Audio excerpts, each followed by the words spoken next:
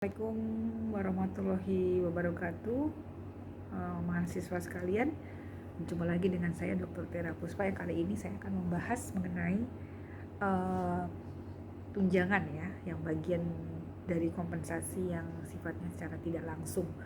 Baik, selamat mendengarkan pemaparan saya. Bahwa yang pertama, tunjangan itu tidak ada satu kejadian yang luar biasa terjadi akibat orang itu bisa keluar atau berhenti karena tunjangan. Itu jarang terjadi ya. Jadi tidak ada kejadian luar biasa tentang pengaruh tunjangan terhadap pemeliharaan karyawan gitu ya. Jadi justru inilah peraturan dari tunjangan itu ternyata memang lebih banyak ya dibandingkan peraturan tentang gaji langsung sendiri ya. Beberapa tunjangan itu memang ditentukan ya oleh undang-undang seperti keikutsertaan untuk jaminan jam sostek gitu ya, dan yang misalnya rencana pensiun. Nah jadi memang tunjangan ini banyak diatur gitu ya oleh aturan pemerintah yang malah lebih banyak daripada peraturan gaji sendiri gitu ya. Dan tunjangan itu hampir menjadi satu kewajiban bagi pengusaha untuk mengadakannya gitu ya, menyediakannya. Dan kadang tunjangan itu seringkali rumit dan tidak dapat dibayar. Rumitnya kenapa? Karena setiap orang itu kan pasti memiliki preferensi sendiri-sendiri untuk mendapatkan tunjangan apakah dia mau tunjangan kesehatan, apa asuransi, apa mengikut sertakan dirinya sendiri atau ikut anaknya atau suaminya juga ikut, atau jadi masing-masing punya preferensi sendiri-sendiri.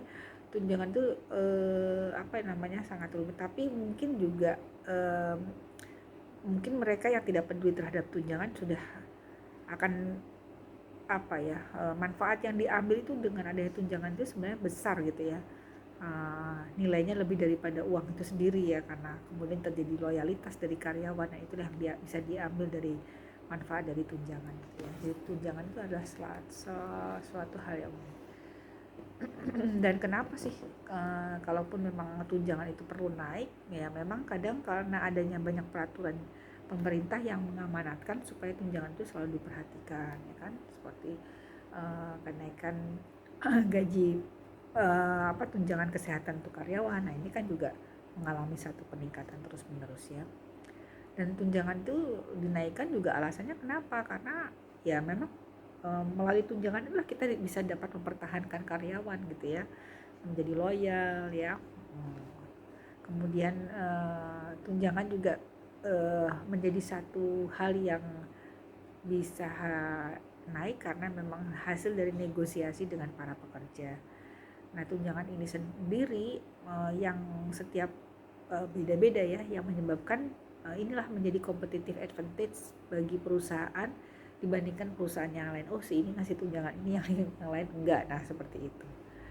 Nah apa saja sih jenis-jenis program tunjangan? Misalnya program tunjangan jaminan hari tua ya, memberikan perlindungan keuangan terhadap risiko meninggal ya, meninggal dunia sekaligus ya bakal di masa pensiun lah istilahnya gitu. Kemudian ada misalnya masa asuransi ya, diikuti selama dinas ya, dan batasan usia pensiun normal dan premi ya, dan asuransi kalau misalnya yang lainnya.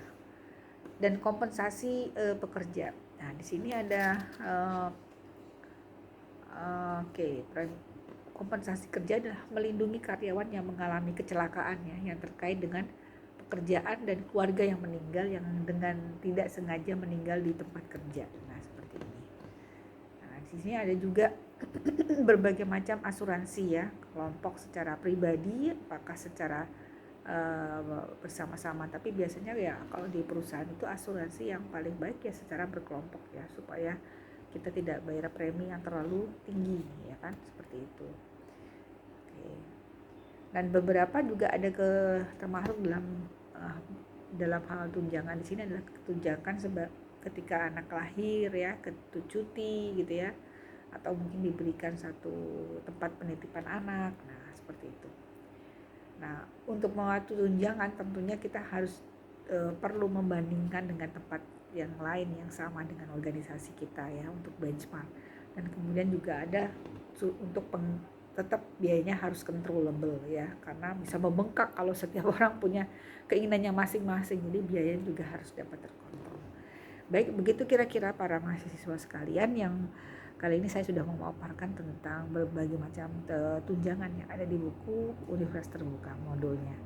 Sekian, terima kasih. Assalamualaikum warahmatullahi wabarakatuh.